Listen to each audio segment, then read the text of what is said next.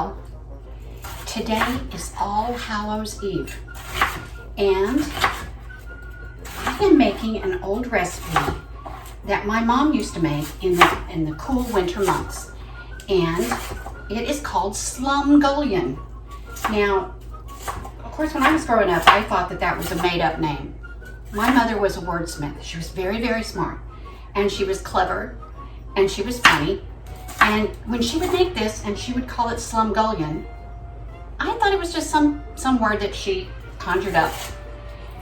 However, as I got to be an adult and was looking for recipes for it, although I use her recipe. But anyway, I was looking at recipes for Slumgullion just to compare. It actually means like a meat stew. Anyway, Slumgullion goes back to the 1800s. It is also very similar to goulash. And so when I was raising my kids, I decided that it would be fun to call it goulash. And I would make it on Halloween because we were always so busy on Halloween.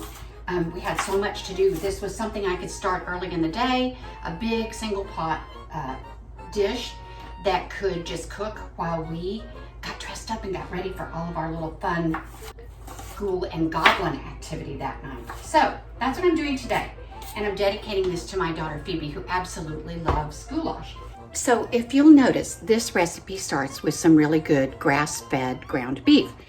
I have also used ground turkey, ground chicken, depending on what your family likes, or maybe if you have some dietary restrictions, you can use just about anything you want. But today I'm going to use ground beef because that's what I have. So start with a big Dutch oven, or any old cauldron you have will do. I'm going to use a little walnut oil. You can use olive oil, anything you want, in the bottom of your skillet. Get it kind of hot, and then you're going to put in one whole chopped onion, minced. Well, between a mince and a chop. I want it to cook down. I don't want a big mouthful of onion, but you gotta have that onion for the flavor, right? Okay. Now I am also gonna mince up, we love garlic at this house, so I'm gonna mince up probably 3 or 4 cloves of fresh garlic. And while I'm doing that, I'm gonna tell you that when I was growing up, my sweet little dad, he was, I won't go as far as to say he was proud, but he did not love the notion of trick-or-treating, and he did not like us to go out. He likened it to begging for candy. He did not like us going up and down the street knocking on doors with our bag. He didn't want the neighbors to think he was poor and that he couldn't buy candy for his own kids. He was poor. We didn't get candy very often, but my sweet little mom, she ran interference. And so she made it so that we could go trick-or-treating at least a little bit. Now I will tell you, in my day, which was back in the 1950s and 60s, you didn't buy a costume. And we, of course, had no money. So if we wanted to trick-or-treat, we had to just come up with something on our own. We had to use the rag bag, we had to use the button box, we had to figure out how to be a pirate, a witch, a kitty cat, a gypsy, old lady, old man, whatever we wanted to be, we did it ourselves. My mom really didn't even help us do that. I was pretty creative, and we would always come up with something. And of course, a blast. It was very safe. You could run up and down the streets, scream, holler, roll around in the ditches, and just have a blast. So I am going to my granddaughter's neighborhood, so you never know, I might just dress up and surprise her. Okay, now, you want to add your garlic, but you have to wait until your onions are almost finished, because garlic will get really, really bitter. If you cook it too long in with your onions, it will turn into just a big pile of really yucky, bitter garlic that'll ruin your meal. The next thing we're going to do is just leave the garlic in for just a minute. You want your onions to be translucent, really soft, And you can get a little brown on them. The browner they get, the sweeter they get. And so I don't mind if mine have a little bit of brown to them. All right, then I'm just gonna plop in my ground beef. This is such a wonderful little meal because it has pasta. I'm gonna put a can of pinto beans in it. You can basically just clean out your refrigerator, and the more stuff you put in it, the better. Okay, then once everything is nicely browned, your garlic, your onions, your beef or your turkey or whatever you use, you're gonna add a big 15-ounce can of tomato sauce. And I also throw in, most people don't do this, but I throw in a can of petite diced, fire roasted tomatoes. I like little bitty ones because when I was a kid especially, I didn't like tomatoes. I thought they tasted kind of slimy, or the texture was kind of slimy. So I want those to just kind of cook down and get really tiny and soft and sweet. The longer you cook them, the sweeter they get. So then here's our big can of tomato sauce.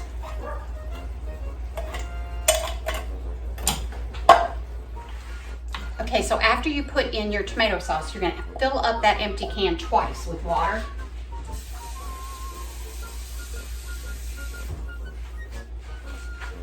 One can of tomato sauce with water in the can. Okay. 2 cans of empty cans of tomato sauce with water filled up in it. Mmm, so good. Okay, so come over here to the stove with me. This is what everything looks like while you're cooking. Your tomatoes, your tomato sauce and water, your ground beef and onions and garlic. We're just gonna let that simmer. We just want all those flavors to just come together. And then while that simmers, you just want to kind of keep your work surface clean. You know, during the week of Halloween, you can just get these bugs. They just come from everywhere. Don't forget to add some fresh cracked black pepper and a little bit of salt to your tomatoes and ground beef and onions and garlic. Stir it up, and then we are going to add 1 cup of pasta. You can add more if you want. I usually add about 1 cup of pasta to each pound of ground meat that I use. And some people cook their pasta in water and drain it. But as far as I'm concerned, that's an extra step you really don't need to go to. If you have enough liquid in your pot, it'll cook the pasta and it saves that step. Just makes it a little bit easier. And we're all about that on Halloween day, right? Another thing I'm gonna add is a couple of good dashes of Worcestershire sauce. And this makes it a little bit more Hungarian, like an actual goulash. I love smoky paprika. I don't know if you guys have ever used it. It really is delicious. And it does give it a nice little smoke flavor and just a hint of heat.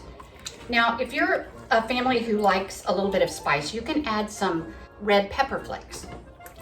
Or you could add some Tabasco, some Cholula, anything you want to give it just a little bit more of a kick. All right? Okay, now I'm gonna put my lid on and just wanna make sure that that stays at a nice medium-low simmer in about 15 minutes until your pasta is done. Okay, at some point just a little bit before your pasta is done, you might want to sneak in here, carefully scoop up just a little bit of your tomato sauce and just check for seasonings.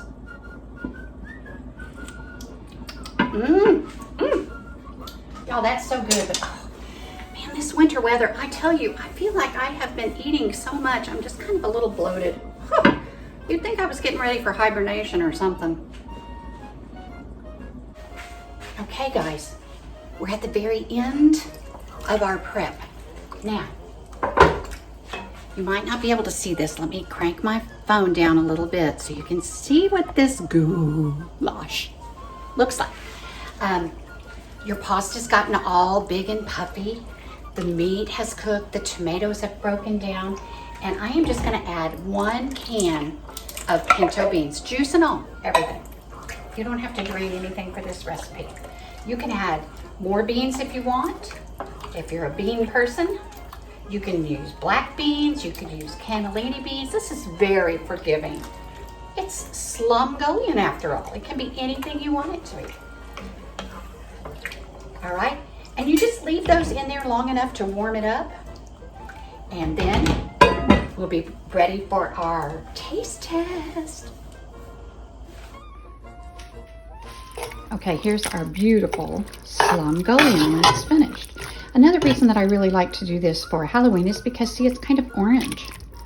It looks great. You could actually even put some whole kernel corn in this if you wanted. Any things you want to put in it.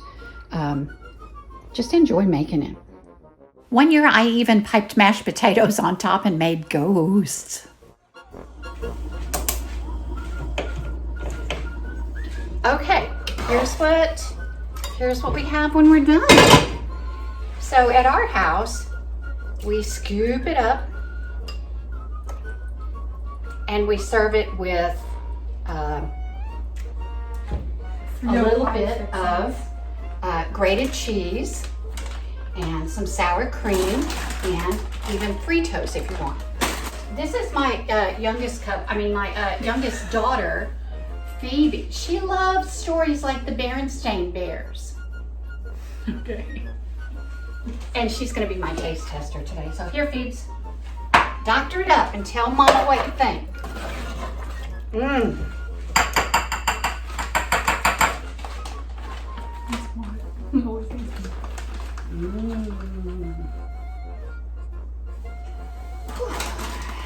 Makes my tummy hungry. Do you want some too? Yeah, you can just scoop it. Yeah, we got the scoops. It's hot.